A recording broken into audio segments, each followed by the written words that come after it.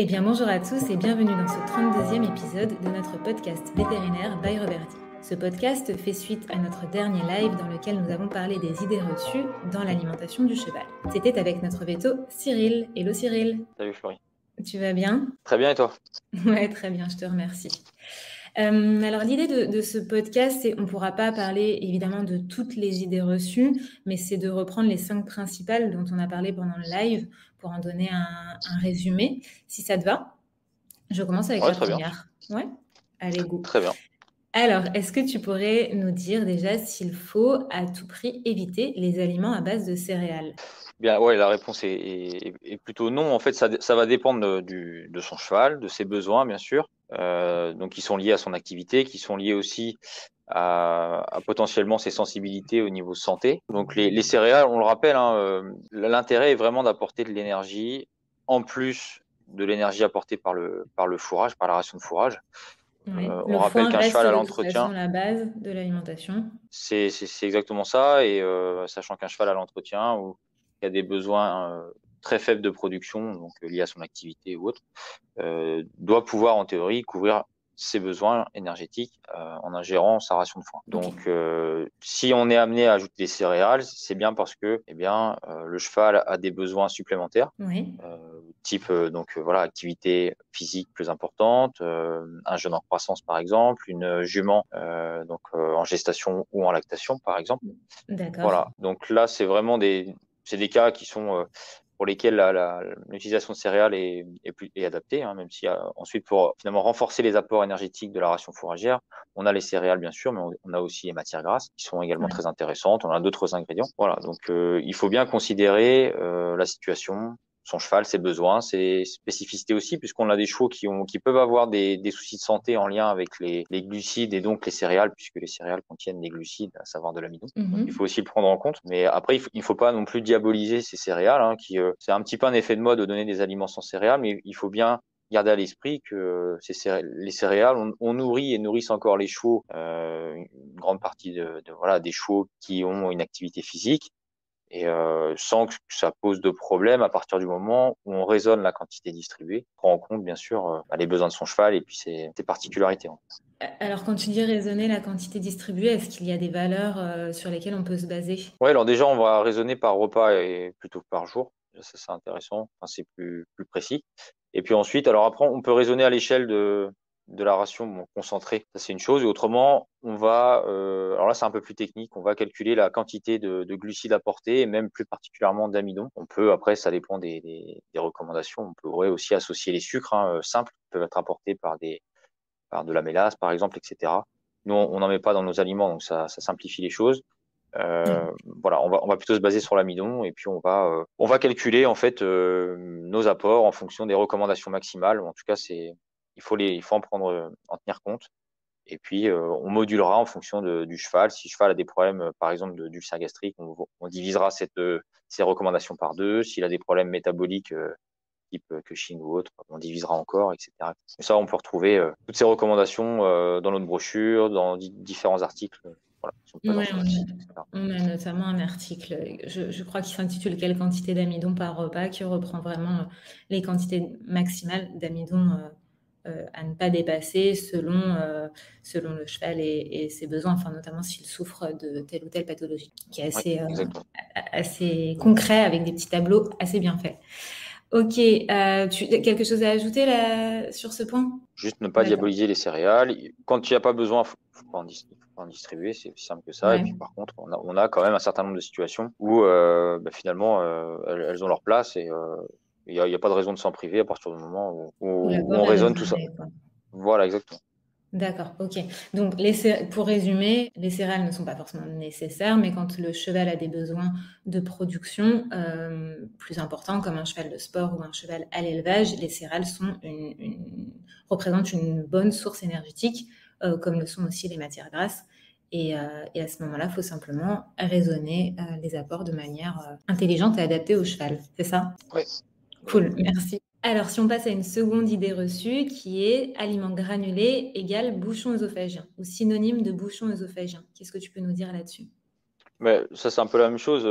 Ça va dépendre du granulé, bien sûr, et de sa composition. On sait qu'il y a des ingrédients qui vont favoriser ces bouchons œsophagiens, qu'on appelle également engouement. Donc, en gros, c'est un cheval qui va avaler une trop grosse quantité de granulé. Ce granulé va pouvoir, au contact de la salive, etc., eh bien, absorber cette salive et puis se dilater, prendre du volume dans l'œsophage et puis coincer à un moment donné, hein, si on s'exprime vulgairement, et donc créer ce bouchon et qui peut entraîner, donc qui entraîne une perturbation de transit et qui peut potentiellement avoir des conséquences, alors graves en général non quand c'est pris à temps, mais effectivement si on laisse le cheval comme ça pendant plusieurs jours, il est clair que là oui, clairement ça peut être potentiellement très grave. Donc les ingrédients, il faut les prendre en compte. Nous on fait en sorte justement d'écarter les ingrédients qui favorisent ces bouchons. Donc on a cité la mélasse tout à l'heure, la pulpe de betterave aussi qui en soi, nutritionnellement parlant, est pas inintéressante au contraire, mais incorporée dans un granulé finalement, au vu de sa capacité à absorber l'eau, eh bien c'est une matière première quand on en apporte trop, quand on en incorpore trop dans un aliment, eh bien c'est une matière première qui peut favoriser aussi la survenue de bouchons. Parce qu'au On a contact d'autres de la pulpes, hein. salive du cheval, quand il va Ouais, l'ingérer, ça va gonfler, quoi, concrètement. exactement, puisque la mastication d'aliments génère une production de salive. Cette salive contient notamment de l'eau. Donc cette salive va hydrater l'aliment. Et en fonction des ingrédients, on peut avoir une augmentation du volume du contenu finalement du granulé. On le D'accord. voit aussi quand on met de l'eau. On le voit très bien quand on mouille de la pulpe de betterave sèche. On voit cette expansion comme ça de volume. Et donc là, il est clair que, eh bien, dans la bouche du cheval et puis après dans l'œsophage, ça peut coincer à un moment donné. Donc voilà, on a d'autres types de pulls, des pulls de pommes de terre, etc. Donc C'est on le fait même attention à principe? ça. C'est le même principe à chaque fois, effectivement. D'accord. Euh, on a également aussi le diamètre du granulé. Les granulés plus petits ont plus tendance à générer aussi des bouchons. Donc voilà, Pourquoi? il y a Parce que le cheval va différents. pouvoir en prendre plus d'un coup ou qu'est-ce qui fait Bah, c'est que... ça exactement, exactement. Plus finalement, plus le diamètre est gros, etc., plus le cheval va mettre du temps à le mastiquer. Et donc ça, nous, c'est pareil. Quand on produit nos granulés, on fait un test qu'on appelle le test de délitement. On va ajouter, on va mettre du granulé dans une burette, on ajoute de l'eau et puis on note, on observe en combien de temps le granulé va se déliter à cœur. Et ça signe derrière la capacité ou non de l'aliment aussi à se déliter, puisque ça, c'est un autre problème. On peut aussi avoir des aliments qui sont très compacts et qui ne vont pas bien justement s'hydrater au contact de la salive et qui peuvent finalement rester très denses et très durs. Et donc, finalement, ces aliments ne vont pas passer correctement au niveau de l'œsophage. Le transit ne va pas se faire correctement à ce niveau-là. Donc ça aussi, ça peut générer des bouchons. Donc nous, ça, on le contrôle. Ok.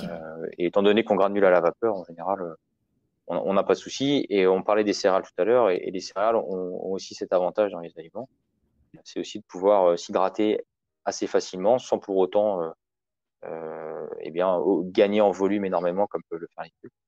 Et donc c'est aussi un paramètre, les céréales, qui ont tendance, enfin, de mon point de vue, à prévenir les bouchons, enfin à prévenir. En tout cas, ce sont des ingrédients qui nous aident plutôt dans le délitement justement des granulés. Donc voilà. Donc ça, on fait attention à tout ça. Et donc, pour revenir à cette idée reçue, non, il faut bien considérer le type de granulé. La frustration avec le granulé, c'est toujours la même chose. C'est-à-dire qu'on ne voit pas ce qu'il y a dedans et on a tendance à faire un amalgame, à penser que tous les granulés sont les mêmes. Mais on peut comparer ces granulés à une bouteille ou à un contenant. Après, ce qui compte, c'est vraiment les ingrédients qui composent ces granulés. Et à ce niveau-là, nous, on fait voilà, on fait notre maximum pour limiter, prévenir donc ces bouchons. Après, il y a le facteur individuel qui peut jouer, hein. Un cheval qui a des problèmes dentaires, un cheval qui a des problèmes eh bien, enfin voilà, qui ne va pas recevoir l'aliment dans des conditions appropriées peut malheureusement, de manière Ouais, accidentelle, faire un tu, bouchon. tu les as rappelés pendant le live, mais si tu peux juste nous les redire rapidement, les facteurs individus, si je peux dire ça comme ça, qui peuvent favoriser les bouchons, c'est quoi? C'est le cheval qui n'a Oui, plus de dents, enfin le vieux cheval ou c'est même les ça. jeunes chevaux qui perdent leurs dents de lait? Bah, exactement les troubles de la mastication qui sont liés à une usure ou à un défaut au niveau des tables dentaires, parce qu'on a effectivement potentiellement des dents de lait qui décoiffent, comme on les appelle, des niveaux prémolaires qui vont s'en aller et donc laisser place à un petit trou au départ. Et puis, par exemple, chez les jeunes, on peut avoir forcément les vieux chevaux avec des tables dentaires usées. Donc tout ça, finalement, va perturber la mastication. On a un cheval potentiellement les chevaux déshydratés, hein. On sait que la salive est produite en quantité importante. On parle de 4 litres de salive pour 1 kilo de foin, 2 litres de salive à peu près pour 1 kilo d'aliments. Donc si le cheval est déshydraté, il produira moins de salive. Donc un petit peu comme nous, quand on est déshydraté, on a la bouche sèche, hein, et donc ça, on sait que ça peut aussi favoriser justement les bouchons œsophagiens. Voilà, la distribution du fourrage également par rapport, en tout cas les conditions de distribution de l'aliment, donc par rapport au fourrage. Aussi, savoir si le cheval va recevoir sa ration avec des congénères ou seul, si la ration va être Ouais, distribuée au sol ou en hauteur, sachant que quand on distribue l'aliment en hauteur, c'est plutôt un facteur favorisant par rapport à une distribution au sol.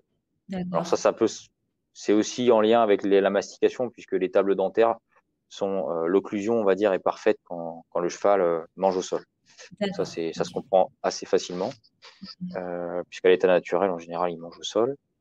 Voilà. Et puis après, effectivement, la quantité distribuée de l'aliment, ça c'est plutôt ça fait partie des facteurs environnementaux. Donc la façon dont l'aliment est distribué, si on met une grosse quantité dans un dans une petite mangeoire, par exemple, ça, on sait que le cheval va plus facilement faire de grosses bouchées.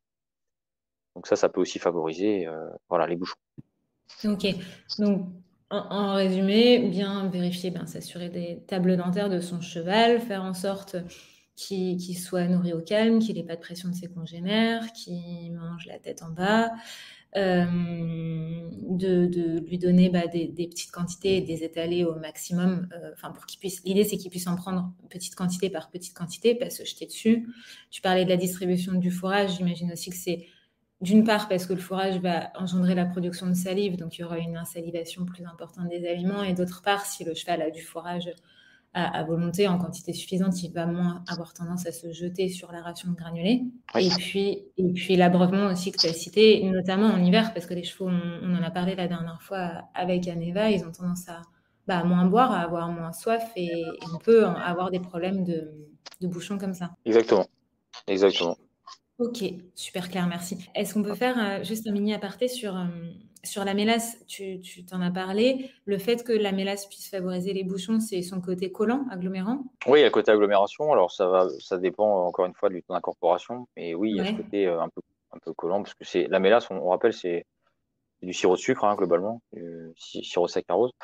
Donc oui, ça c'est un ingrédient que nous on n'utilise pas, notamment pour cette raison-là, et puis aussi parce que la mélasse apporte beaucoup de sucre. Donc ça, alors, on évite plutôt. ouais, nutritionnellement, c'est vraiment pas bon du tout. Mais alors pourquoi est-ce que Bah exactement. Ouais. la mélasse est utilisée dans certains produits? Oui, oui, bah après c'est plutôt un ingrédient qui est très très couramment utilisé enfin, voilà, par les industriels qui produisent des aliments pour chevaux, mais pas uniquement. Voilà, on l'a sûrement déjà rappelé, il y a plusieurs intérêts à cela. Alors pour le cheval, il n'y en a pas vraiment. Alors juste le côté appétant sur des chevaux qui auraient un appétit diminué pour des raisons, des chevaux qui auraient été opérés ou autres, on pourrait éventuellement y trouver un intérêt, mais dans la très très grande majorité des cas, euh, l'intérêt est surtout enfin les intérêts sont surtout pour les industriels, puisque ça améliore les débits, les rendements des machines, hein, notamment des presses à granulés. Voilà, ça a un effet lubrifiant. Ça a un côté donc également agglomérant, donc ce n'est pas négligeable. Il y a un côté agglomération des poussières, hein, ça c'est clair, pour limiter la poussière des aliments. Et puis ça a un effet aussi masquant, ça, il faut pas l'oublier. La mélasse, et ça c'est vraiment un problème, moi, de mon point de vue, aussi bien pour les propriétaires que pour les chevaux. Et vous pouvez faire avaler un peu n'importe quoi à un cheval dès lors que vous l'enrobez de mélasse. Donc si l'ingrédient est potentiellement contaminé par des moisissures ou en tout cas n'est pas consommable, le fait de le faire ingérer au cheval en l'enrobant de mélasse, ça peut générer derrière des troubles de santé avec des problèmes hépatiques notamment, etc. Et digestifs. D'accord. Ok. Question à part. Quand tu parles de lubrification, c'est un peu antagoniste au côté collant, non? Tu vois ce que je veux dire? Oui, alors ça c'est plus en fait c'est plus finalement quand je dis lubrifiant, c'est plus du point de vue des machines en fait, un petit peu comme Ouais. Ok. c'est plus le fait que ça c'est lié au fait que le sucre va plutôt retenir l'eau, ça c'est une question d'activité de l'eau, et donc on a cet effet en ayant finalement une hydratation un peu plus importante de ce granulé, ça passe mieux dans les machines. Et voilà. Donc, mais pour le cheval, on n'est pas du tout sur la même logique de réflexion, à savoir que on est plutôt sur je le disais tout à l'heure, ce qui va nous intéresser sur finalement la prévention des bouchons notamment, c'est la faculté aussi du granulé à se déliter, à pas rester en Mm. paquet. Et là, malheureusement, le côté effectivement sucre, etc., va plutôt avoir tendance à garder donc les granulés finalement en boule, en pâte, quoi. Mais Ouais. encore une fois, Moins bien évité, quoi. voilà, mais encore une fois, ça dépend de la quantité incorporée. Si vous êtes sur du Ok. 15% de mélasse, enfin, j'exagère, mais du 10% de mélasse, ça arrive, ça par contre. 10% de mélasse ou du 2% de mélasse, on aura bien sûr pas du tout les mêmes répercussions sur le délitement du granulé. D'accord. Ok, merci. Alors, troisième idée reçue, ration de floconnés égale cheval en bonne santé. Qu'est-ce que tu en penses? Ouais, c'est pareil. Alors les floconnés, c'est surtout ça, c'est bon voilà, c'est surtout du marketing à la base, puisque c'est tout aliment floconné. En fait, un aliment floconné est un aliment qui contient plus de flocons que la moyenne, et dont l'aspect visuel est surtout représenté par des flocons. Maintenant, il faut bien dire qu'un aliment floconné contient également du granulé, qui est souvent voilà, potentiellement un granulé de sous-produit, pas très joli, etc., qui va être caché par les flocons. Voilà. Après, les floconnés, bon, clairement, on joue sur la corde un petit peu sensible de l'aspect où le propriétaire va un petit peu ramener ça à lui et puis va faire ce qu'on appelle de l'anthropomorphisme, hein, en se disant, bah tiens, ça paraît joli, moi j'aime l'aspect de cet aliment, donc ça va être bien pour le cheval. Ce que je disais hier, on a facilement cette réflexion avec les chevaux, on le fait beaucoup moins avec les chiens, les chats. On se pose pas la question de savoir si les croquettes sont appétantes pour nous ou pas. Voilà. Mais pour moi, c'est vraiment une considération marketing avant tout, et ça ne conditionne en aucun cas, et ça ne traduit en aucun cas le fait que l'aliment soit adapté ou non au cheval. Et je dirais même plus, un cheval de loisir, un cheval de sport qui a une activité modérée.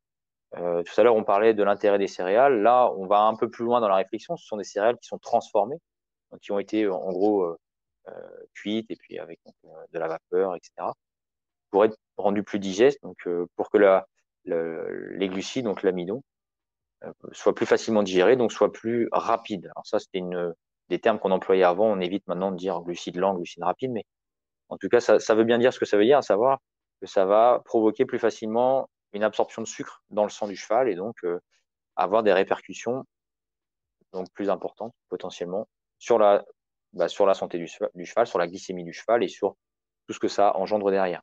Donc, un cheval qui a l'entretien ou qui a des besoins qui sont faibles, tout à l'heure on disait que les besoins céréales étaient clairement très faibles. Pour les, pour les céréales floconnées, pour moi, il n'y a pas de besoin en céréales floconnées pour un cheval de loisir ou travaille de manière modérée. On peut tout à fait maintenir un cheval en état, en bonne santé. Et je dirais au contraire, hein, sans céréales floconnées, parce que on parle toujours de digestibilité au niveau de l'intestin. Donc là, ça se passe au niveau de l'intestin, hein.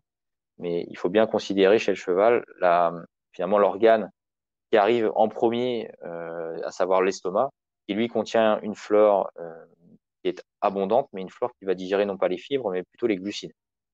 Et donc plus on va apporter des glucides rapides, donc plutôt donc des céréales floconnées notamment, enfin des céréales qui sont transformées, hein, pas uniquement floconnées, ça peut aussi être extrudé, etc., expansé et compagnie. Et bien plus potentiellement on risque d'engendrer, enfin de faciliter des fermentations au niveau de l'estomac. Et donc, ces fermentations de sucre vont générer des acides organiques qui vont accentuer l'acidité au niveau de l'estomac et donc potentiellement favoriser les ulcères gastriques. Donc, il y a aucun intérêt donc, pour ces chevaux-là. Après, pour des chevaux qui ont des besoins très importants d'un point de vue énergétique, eh bien, ça présente un intérêt effectivement d'apporter des céréales transformées. Alors, on parle de flocons, mais il n'y a pas que les flocons, hein. Et puis, encore une fois, ces céréales transformées peuvent être apportées au sein du granulé. Nous, on a toute une gamme par exemple, d'aliments pour les chevaux de course qui ont des besoins énergétiques importants. Eh bien, une gamme d'aliments granulés au sein desquels on va apporter des céréales transformées, à savoir notamment des céréales extrudées, par exemple de l'orge extrudée, voilà, qui présentent les mêmes propriétés que les céréales floconnées, mais on en apporte en petite quantité, parce que c'est l'autre aussi, l'autre point, c'est vraiment la quantité apportée. Un aliment floconné, souvent, il contient beaucoup de céréales floconnées. Donc voilà, l'idée, c'est de bien ajuster les apports. Mais honnêtement, en aucun cas, floconné égale bonne santé pour un cheval, de mon point de vue. Ça présente un intérêt donc pour les chevaux qui ont des forts besoins énergétiques, pour des chevaux qui peuvent être affaiblis au niveau digestif. Je pense aux vieux chevaux, je pense aux chevaux qui ont été hospitalisés. Dans ce cas, ça présente un intérêt d'apporter des céréales transformées en quantité modérée, faible, en fractionnant au maximum les repas, en apportant des aliments qui contiennent plutôt une quantité faible en amidon et en céréales. C'est le cas, par exemple, de notre post-op, qui contient uniquement des céréales. Alors, soit effectivement un peu d'avoine native, puisque l'avoine présente est très digeste naturellement. Et puis, à côté de ça, on va apporter de l'orge extrudée à 100% pour justement faciliter la digestion du cheval. Et pour éviter des fermentations gastriques, on va limiter la quantité apportée. Ça, c'est important. Ok, c'est super complet. Donc, pour résumer, ne pas faire trop attention à l'anthropomorphisme, ne pas faire trop d'anthropomorphisme, si j'ai bien compris. Le cheval est avant tout un herbivore, hein. C'est pas parce que ça nous donne envie que ce sera bon pour lui. Les excès de flocons peuvent être dangereux pour les chevaux et engendrer notamment certains troubles pathologiques liés à un fort index glycémique. Et quand ils sont distribués, ils doivent être distribués avec parcimonie et pour un usage spécifique type course ou des chevaux qui effectuent des efforts très importants. C'est ça? Oui, exactement. Cool, merci. On passe à la quatrième idée reçue, l'ajout d'un CMV, donc d'un complément minéral et vitaminique à la ration, est toujours nécessaire pour équilibrer une ration, quelle qu'elle soit. Alors, ça c'est pareil, pas forcément. Pas forcément, puisque alors déjà, il faut bien voilà, savoir de quel type de CMV on parle. Mais la ration, si la ration concentrée, en tout cas je parle de nos aliments, si l'aliment est apporté en quantité recommandée sur l'étiquette, sur la fiche technique, que l'aliment est adapté au cheval, à son activité, à son stade physiologique, etc. En théorie, il n'y a pas de raison de complémenter, alors en CMV ou en tout cas en complément nutritionnel qui contient des oligo-éléments et des vitamines. Pour moi, il n'y a pas forcément d'intérêt. Alors après, on peut toujours ouvrir le parapluie plus ou moins grand et puis se dire, bon, on fait un petit peu de surenchère pour être sûr de couvrir tous les besoins de manière optimale. Mais honnêtement, dans la très grande majorité des cas, non, c'est pas toujours nécessaire. Là, on va avoir besoin finalement de ces compléments à base d'oligo-éléments et de vitamines, type oligovit. Eh bien, ça va être pour des chevaux qui reçoivent des petites rations de concentré, mais qui ont une activité, par exemple, physique assez importante, où là, on pourra avoir recours justement à l'oligovit, mais aussi, pourquoi pas, un complément de type sélénium. Tout simplement parce que déjà, les besoins liés à l'activité physique vont être augmentés par rapport à des besoins d'entretien. Et puis ensuite, parce que très souvent, ces chevaux sont nourris avec un fourrage déshydraté, donc du foin, et que ce foin n'apportera pas suffisamment de oligo-éléments de toute façon pour couvrir les besoins journaliers de manière optimale. J'entends en cuivre, zinc, sélénium surtout, et pourquoi pas l'iode. Le fer, le manganèse, c'est un peu différent, puisqu'en général, on a ce qu'il faut dans les fourrages. Voilà. Et là, j'exclus tout ce qui est calcium, phosphore et compagnie, où là, bon, dans tous les cas, il faut regarder un petit peu le bilan, ce que ça donne en analysant le foin, mais en général, il n'y a pas de souci à ce niveau-là. Sur les chevaux adultes, on a largement ce qu'il faut avec l'association foin, même avec une petite ration concentrée.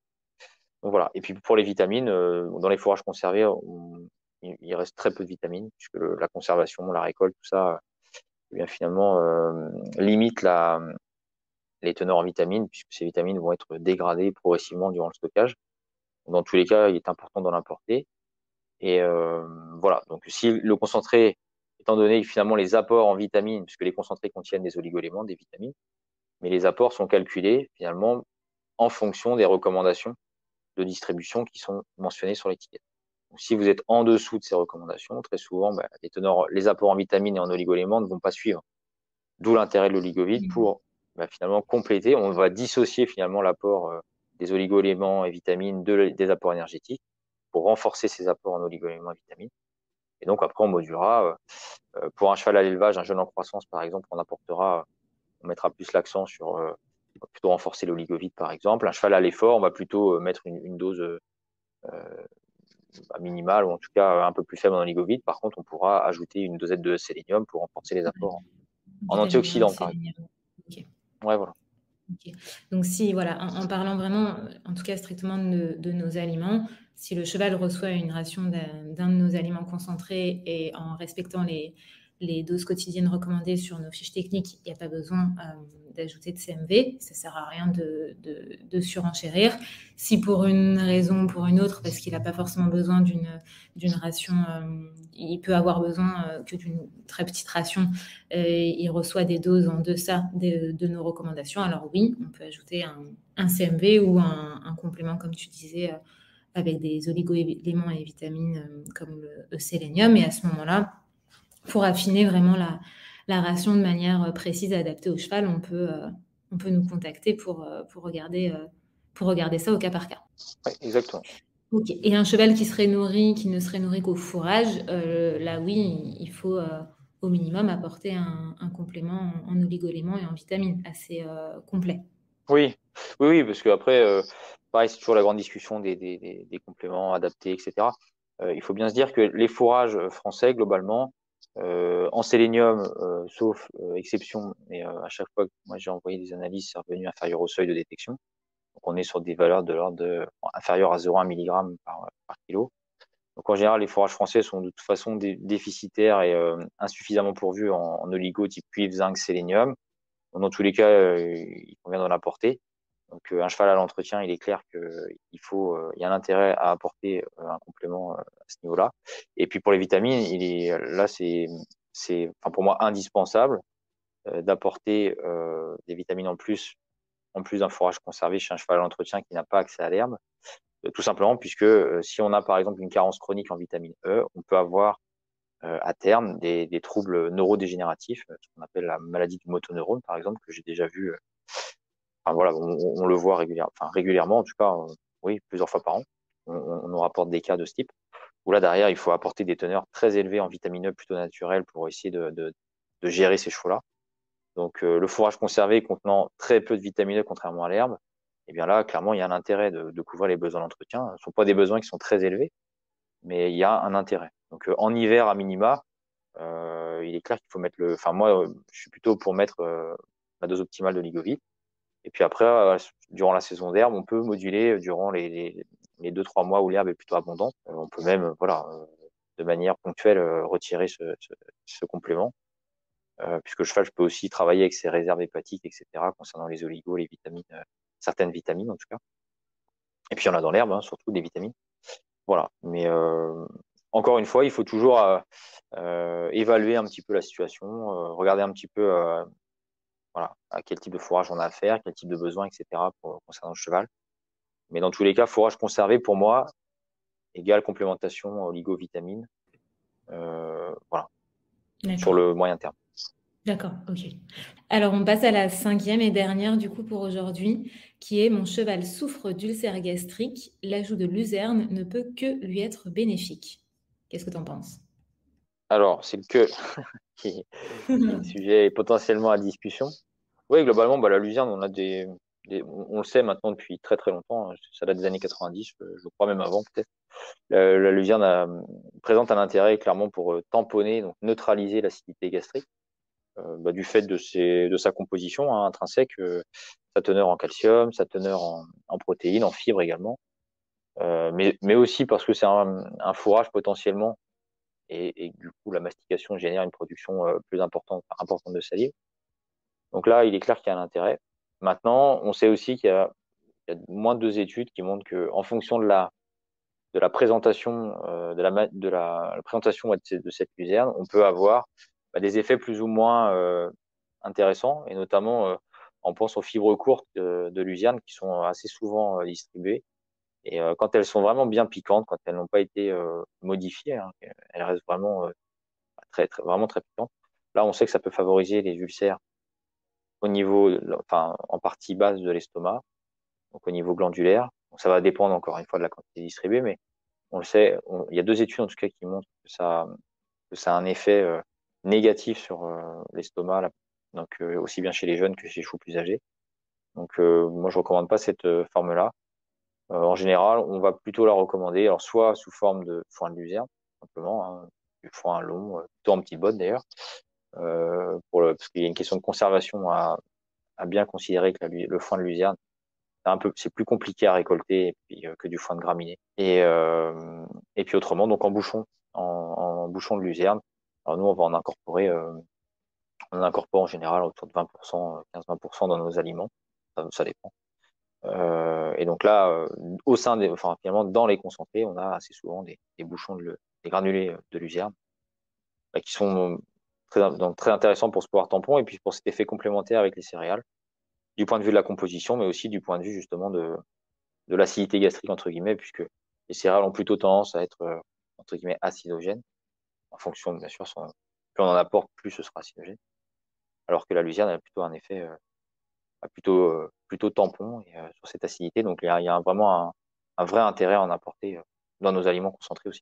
Ok, merci Cyril. Et si on décide d'en ajouter, d'ajouter de la luzerne sous forme de foin, de fibres longues, est-ce que tu peux nous donner une idée de la quantité qu'on pourrait ajouter? Ouais, alors déjà, en général, quand on en ajoute, en tout cas moi quand je conseille d'en ajouter, c'est dans des conditions bien particulières. C'est jamais en bouchon de luzerne, parce que déjà ça peut favoriser cette présentation peut aussi favoriser les bouchons œsophagiens. Alors pas toujours, bien sûr, hein, il y a le facteur individuel, mais c'est un granulé qui est du coup c'est fibreux, souvent très compacté, hein, c'est vraiment du fourrage. Il n'y a pas vraiment, il y a pas un gros, il y a pas de contrôle vraiment sur le côté finalement adapté au cheval. Le bouchon de luzerne à la base, c'est plutôt adapté pour le côté industriel, pour derrière être transporté, être réintégré dans des aliments, de mon point de vue.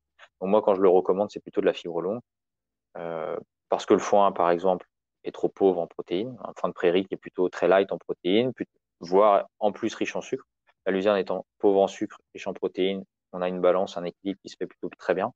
Et dans ce cas, je recommande entre 1 et 2 kilos en fonction du cheval, en fonction du foin, etc. Ouais. Par jour Voilà, pour un cheval de 500 kilos, en gros. par jour, voilà, pour un cheval de 500 kilos. Alors après, ça peut aussi être pour les jeunes. Hein. Pour les jeunes, on va être aussi, alors, bon, on a 1 kg, 1,5 kg. Après, honnêtement, on discute pas à Mais 500 grammes près en pratique. Ouais. C'est une fourchette. Je vous parlais des petites balles. C'est intéressant parce que justement, ça permet d'être plus précis dans la distribution quand on peut le faire comme ça. Jamais à volonté, en tous les cas. Ça, c'est vraiment la grande notion qu'il faut retenir. Jamais du foin de luzerne à volonté. Il y en a qui le font à l'élevage, hein, mais moi, je ne recommande pas. Voilà. Du fait de la teneur en calcium, de la teneur en protéines relativement importante, de la teneur en d'autres nutriments pas forcément intéressants, pas forcément bon pour la santé des chevaux. Je pense aux oxalates, etc. Peu importe. Mais voilà, donc bien attention à ça. Donc on est autour de 1 à 2 kilos par jour. Quand il y a un intérêt, parce que si votre foin est bien pourvu en protéines, parce que par exemple il contient des légumineuses, la luzerne étant une légumineuse, il n'y a pas d'intérêt d'en rajouter. Voilà. Et puis autrement, les chevaux par exemple qui ont une sensibilité gastrique, moi je conseille plutôt d'aller sur notre aliment spécifique dont l'ingrédient principal est la luzerne. Donc dans ce cas, ça règle l'histoire. Ça permet d'aller directement sur l'aliment. On a de la luzerne en 1, on a une quantité de céréales qui est faible, une quantité de matière grasse qui est augmentée, etc. Donc là, on a la solution qui est plus simple. Voilà. Plus simple et plus d'accord, ok. Et encore une fois, inutile de surenchérir, quoi. L'excès n'est pas bon non plus. Exactement. Ok. Des choses à ajouter? Bien non, je pense qu'on a fait un résumé, je pense déjà, des sujets principaux. Facile, ouais, c'est ça. Merci, encore une fois, merci Cyril pour tous tes conseils. Merci à toutes et à tous d'avoir suivi cet épisode. On espère qu'il vous a plu et on vous dit à très bientôt. Salut Cyril. Salut Fleur, à bientôt. Merci.